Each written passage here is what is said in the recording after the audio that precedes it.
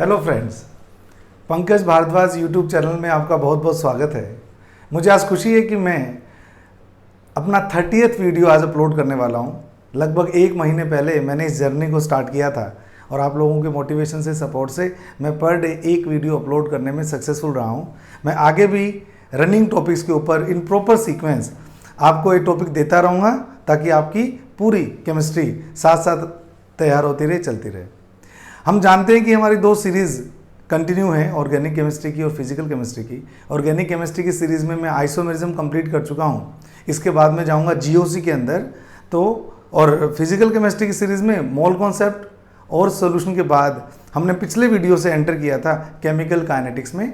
ये मेरा chemical kinetics का 2nd वीडियो है। तो अगर आप अपनी स्टडीज़ को इसी तरह से कंटिन्यू रखना चाहते हैं, रोज़ के लगभग आधे घंटे की वीडियो देखकर अगर आपका एक टॉपिक प्रिपेयर होता है तो उससे अच्छी कोई बात नहीं हो सकती। आपको अगर ये वीडियोस थोड़े बहुत भी पसंद आ रहे हैं तो आप लोग इसको लाइक कीजिए, शेयर ज़रूर कीजिए, मेरी आपसे रिक्वेस्ट है। चैनल को सब्सक्राइब तो आपने कर ही लिया होगा और जैसे जैसे वीडियोस मैं अपलोड करता जाऊंगा, अगर आप बेल आइकन को प्रेस कर देंगे तो वो नोटिफिकेशंस भी आपको टाइमली मिलते रहेंगे। कोई स्टूडेंट अगर आपको लगता है कि कोचिंग वगैरह में नहीं जा सकता, कोई बहुत अच्छी एजुकेशन नहीं ले सकता, तो आप उसको भी रिकमेंड कर सकते हैं इन वीडियोज़ के बारे में। इतना सा भी सपोर्ट आपका अगर रहेगा तो मेरे लिए बहुत बेनिफिशियल और मेरे साथ साथ उन स्टूडेंट्स के लिए भी रहेगा जिन स्टूडेंट्स के पास पढ़ने की ज़्यादा ऑल्टरनेटिव्स नहीं होते।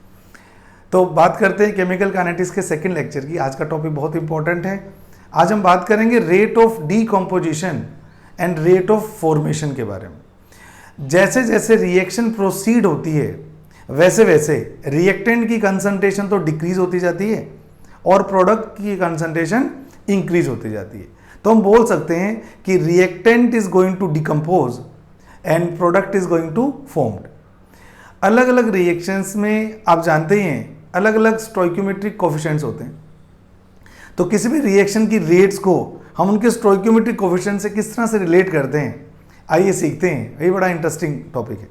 तो मैं स्टार्ट करने वाला हूं आज rate of decomposition and rate of formation. आपके सामने ही मैंने 2 केसेस लिखे हैं। फर्स्ट केस में A + B gives C + D। अगर सभी की स्टोइकियोमेट्रिक कोफिशिएंट्स ये होते हैं, स्टोइकियोमेट्रिक कोफिशिएंट्स 1 1 1, ये चारों 1 हैं, तो इन सब के स्टोइकियोमेट्रिक कोफिशिएंट सेम है। तो मैं कह सकता हूं जितनी देर में A का 1 मोल रिएक्ट करेगा उतनी देर में B का भी 1 ही मोल रिएक्ट करेगा।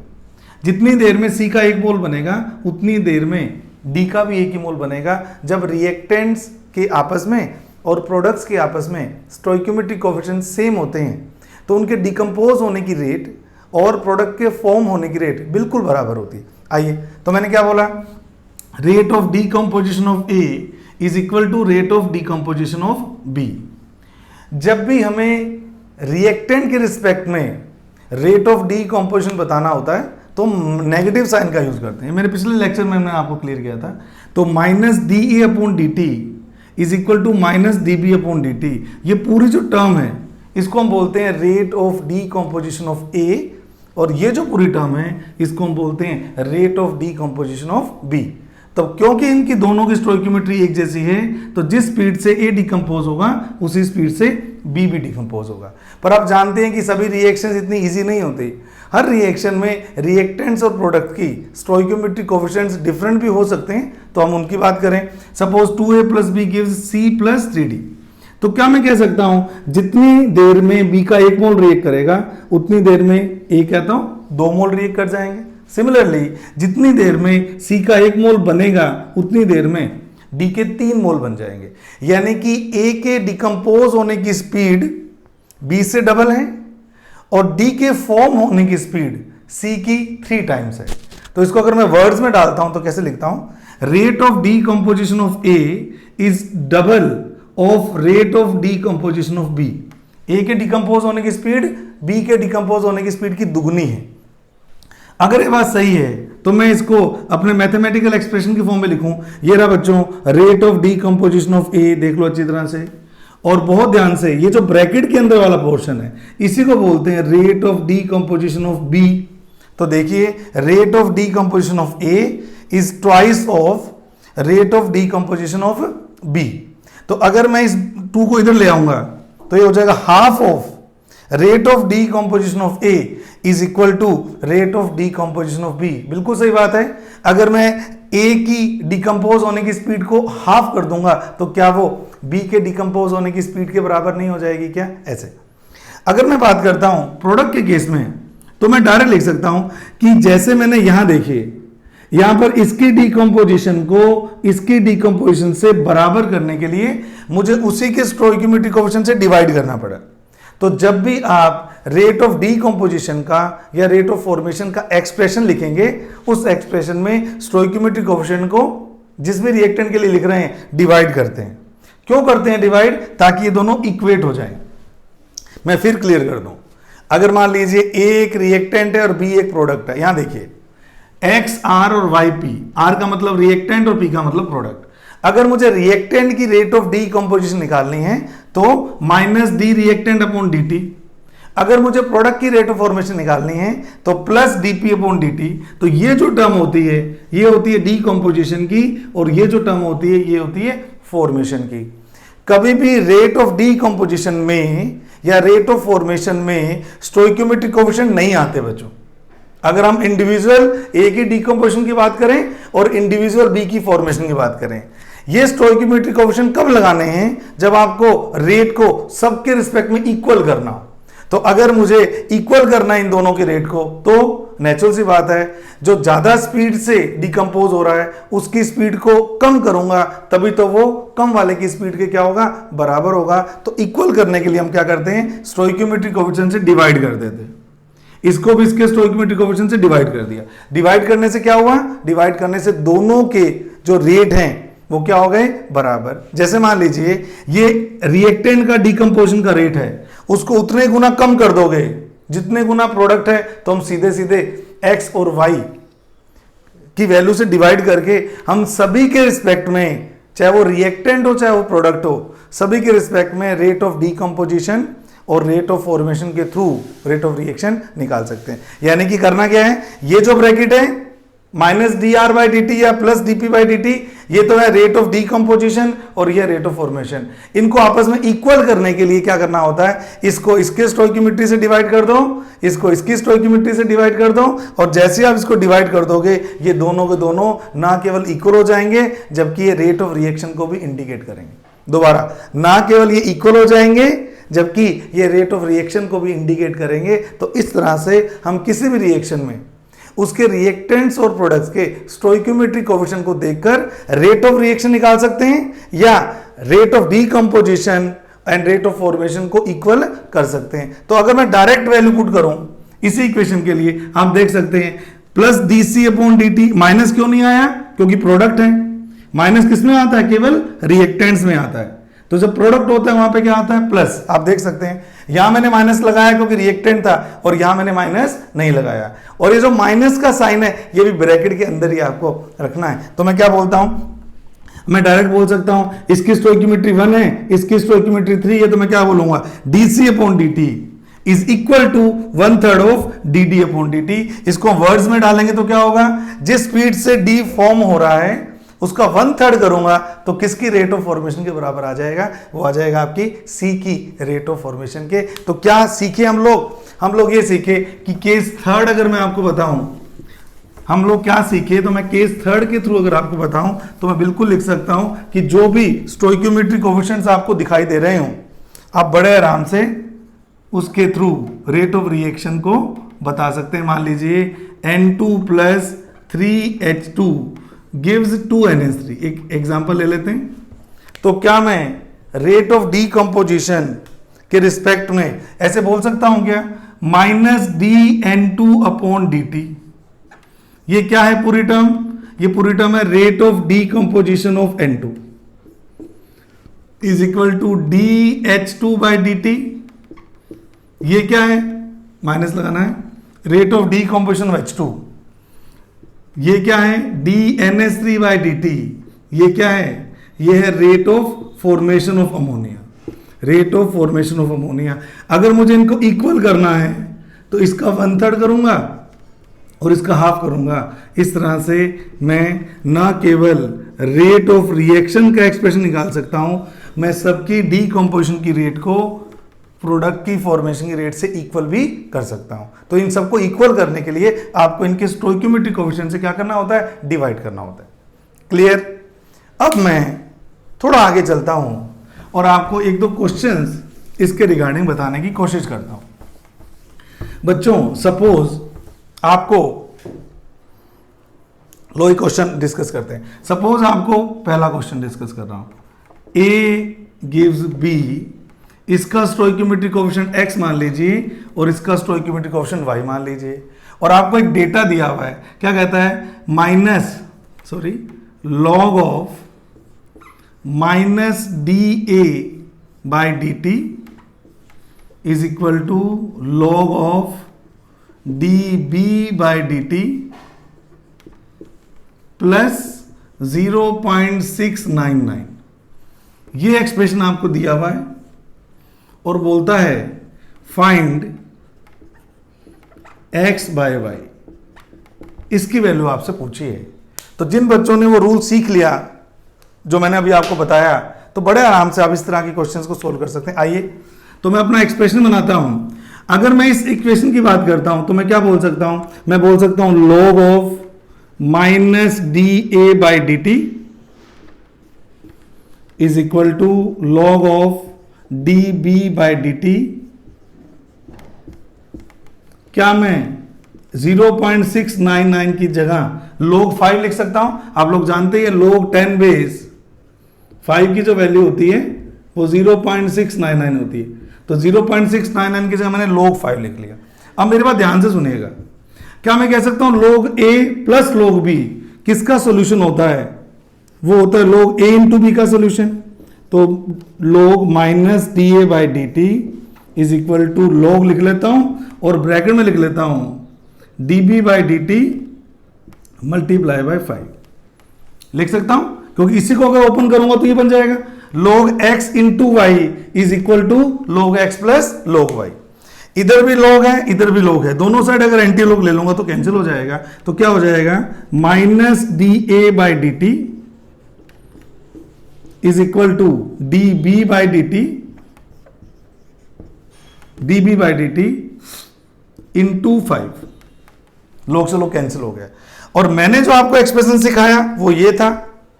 मैंने आपको इस इक्वेशन के बेस पे क्या सिखाया, मैंने आपको सिखाया 1/x minus D A by D t is equal to 1/y d B by D T. ये मैंने आपको सिखाया। मैंने आपको स्टोइकियोमेट्रिक कोएफिशिएंट से डिवाइड कर दो, मैंने कर दिया। अब क्या मैं इन दो इस इक्वेशन से ऐसे बना सकता हूं, minus D A by D t is equal to x by y of d B by d t. बना सकता हूं ऐसे। और अगर ऐसे बना सकता हूं तो इस इक्वेशन को इस इक्वेशन से इक्वेट कर दो, तो लेफ्ट वाली term minus D A by D T आ गई, x upon Y D B by D T आ गई। यानी कि मुझे पता लग गया कि x अपॉन वाई की वैल्यू कितनी है, 5 है। मुझे पता लग गया इन दोनों इक्वेशन को कंपेयर करके कि x अपॉन वाई की वैल्यू कितनी है, 5 है। इस तरह से हम ऐसे छोटे छोटे न्यूमेरिकल्स बड़े आराम से सोल्व कर सकते हैं। मैं कैसे कंपेयर किया, D A by D T, ये रहा D A by D T को, D B by D T, ये रहा D B by D T को, और ये जो टर्म आएगी मल्टीप्लाई में, वो मल्टीप्लाई टर्म किसके बराबर होगी, वो multiply term x upon y के बराबर होगी। इस तरह से हम छोटे छोटे न्यूमेरिकल्स सोल्व कर सकते हैं। अब हम बात करते हैं सेकंड क्वेश्चन की।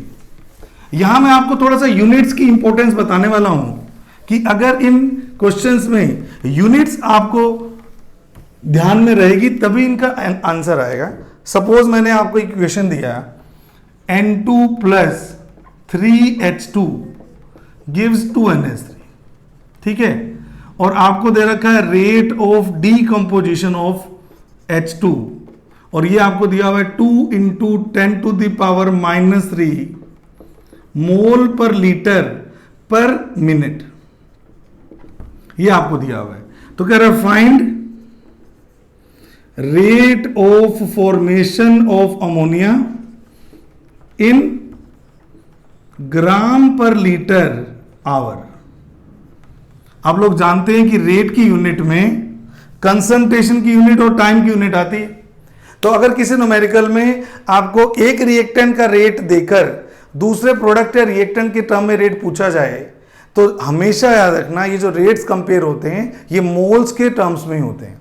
कई बार आपको ग्राम में दे देगा रिएक्टेंट और का रेट और प्रोडक्ट भी पूछेगा ग्राम में, तो पहले ग्राम को आप मोल में कन्वर्ट करेंगे, फिर जाके दूसरे रिएक्टेंट के मोल आएंगे और उस प्रोडक्ट के या रिएक्टेंट के मोल से जीएमएम को मल्टीप्लाई करके वापस ग्राम में हम कन्वर्ट करने वाले हैं। तो आइए देखते हैं। पहले तो मैं अपना एक्सप्रेशन लिख देता हूं एज पर द इक्वेशन। मैं डायरेक्ट लिखूंगा 1/3 minus dH2/dt is equal to 1/2 dNS3/dt।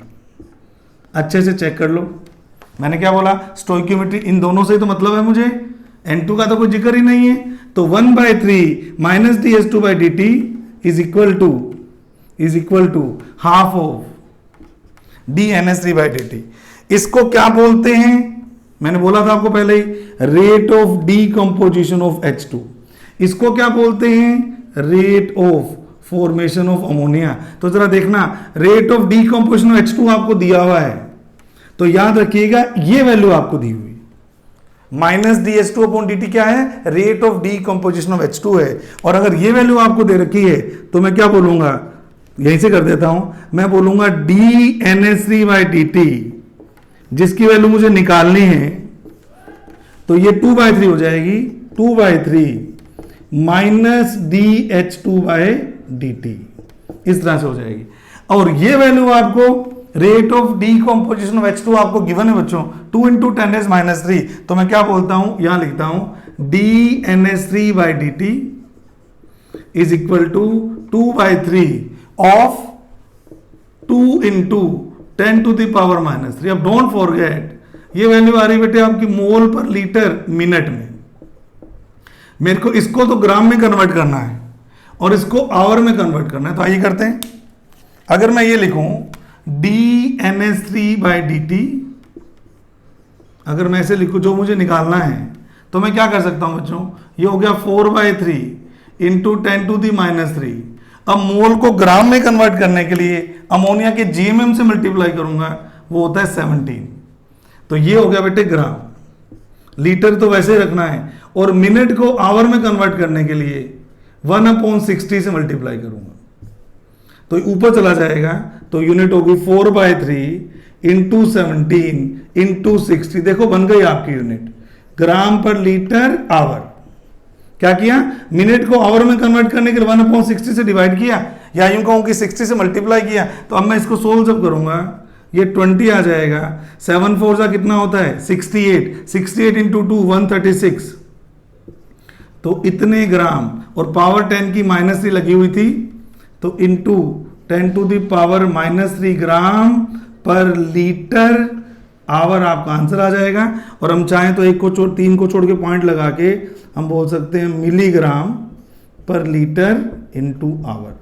हालांकि आंसर आपका ये आ चुका है 1.3, नहीं ग्राम ही आएगा, सॉरी 1.3 ग्राम पर लीटर पर आवर। इस तरह से हम न्यूमेरिकल में यूनिट का बहुत ध्यान रखेंगे, तब जाके हमारे क्वेश्चंस क्या होंगे, सोल्व होंगे। तो ये सेकंड न्यूमेरिकल है जो मैं रेट ऑफ डीकंपोजिशन पर और रेट ऑफ फॉर्मेशन पर आपसे डिस्कस कर रहा हूं। अब हम बात करते हैं थर्ड एग्जांपल की। मान लीजिए आपको एक डेटा दिया हुआ है क्वेश्चन के अंदर, मान लीजिए आपको एक डेटा दिया हुआ है क्वेश्चन के अंदर, क्या कि अमोनिया की फॉर्मेशन में एक रिएक्शन दिया आपको, वापस क्वेश्चन नंबर 3 की बात कर रहा हूं, N2 + 3H2 gives 2NS3। तो आपको दिया हुआ है -dN2, सॉरी आपको दिया हुआ है dN2/dt is equal to K1 × N2, ये वैल्यू दी हुई। आपको दिया हुआ है dH2/dt, ये दिया हुआ है आपको K2 और N2 ही दिया हुआ है, यहां पे भी N2 के रिस्पेक्ट में तीनों दिए हुए हैं, dNS3/dt, ये भी आपको दिया हुआ है K3 × N2। पूछ रहा है फाइंड K1 = K2 = K3, यानी कि आपको इनके रेशियोज पूछे, ये क्वेश्चन है। तो जिसको कॉन्सेप्ट जो पकड़ के रखेगा उसका आंसर आएगा। मैं अपनी टर्म में लिखूं जरा, मुझे ये पता है कि minus d N two by D t जो होता है ना,